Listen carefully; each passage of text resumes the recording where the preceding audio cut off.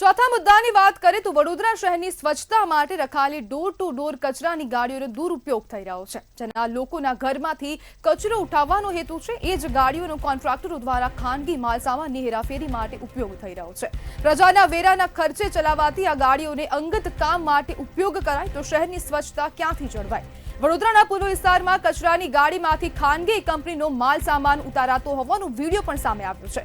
હવે સવાલ થાય છે કે આ બેદરકારી માત્ર એક ગાડી સુધી સીમિત છે કે આખી સિસ્ટમ જ ગોબાચારીમાં ગરકાવ છે. જે વેરો લોકો આપે છે એનો ઉપયોગ શહેરની સફાઈ માટે થવો જોઈએ, કોન્ટ્રાક્ટરોના ખાનગી ધંધા માટે નહીં. આવા ગેરકાયદેસર અને અનૈતિક કાર્ય પર તંત્રની આંખ બંધ કેમ છે અને કેમ તંત્રને કંઈ દેખાતું નથી?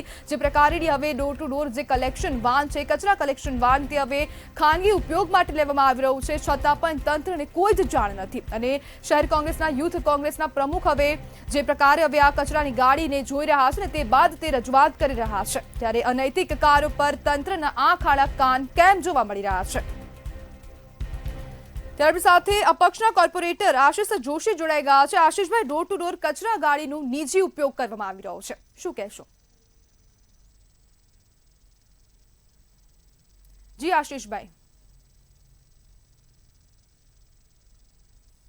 આશિષભાઈ, આપને મારો અવાજ આવે છે?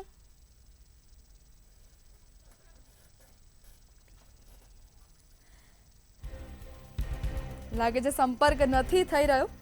જ્યારે અહીંયા પ્રશ્ન પણ અનેક તંત્રને પણ થઈ રહ્યા છે કે કેમ હવે આવા અનૈતિક કાર્યો પર તંત્ર આંખ આડા કાન કરી રહ્યું છે, ક્યારે હવે આ કોર્પોરેટરની સામે કાર્યવાહી કરવામાં આવશે અને કેમ જ્યારે દોષી કોન્ટ્રાક્ટરો પર કાર્યવાહી ક્યારે થશે ને કેમ હવે ડોર ટુ ડોર કચરાની જે કલેક્શન વાન છે તેમાં ખાનગી સામાન હવે હેરફેર કરવામાં આવી રહ્યો છે, કેમ હવે નિજી ઉપયોગમાં લેવામાં આવી રહ્યો છે અને પાલિકાના અધિકારીઓની દેખરેખ છે કે કેમ તેને લઈને પણ અનેક પ્રશ્નો ઊભા થઈ રહ્યા છે કે મોનિટરિંગ સિસ્ટમ છે કે કેમ તેને લઈને પણ અનેક પ્રશ્નો ઊભા થઈ રહ્યા છે. ત્યારે પ્રજાના વેરાનો દુરુપયોગ કરવામાં આવી રહ્યો છે અને જવાબદાર કોણ છે, ક્યારે કાર્યવાહી કરવામાં આવશે, ક્યારે હવે મનપાની આંખ ઉઘડશે તેને લઈને પણ અનેક પ્રશ્નો ઊભા થઈ રહ્યા છે.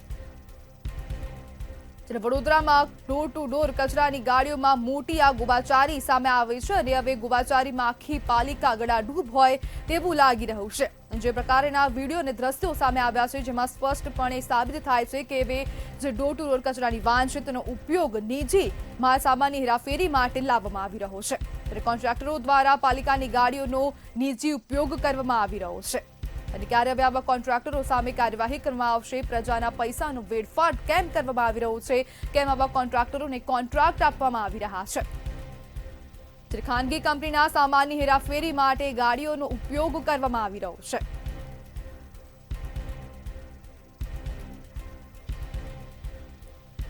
ગાડીઓના નિજી ઉપયોગથી શહેરની સ્વચ્છતા પર પણ અસર જોવા મળી રહી છે અને જે પ્રજાના વેરાના રૂપિયાનો જે દુરુપયોગ થઈ રહ્યો છે ને તેમાં ગંભીર આક્ષેપ પણ કરવામાં આવી રહ્યા છે.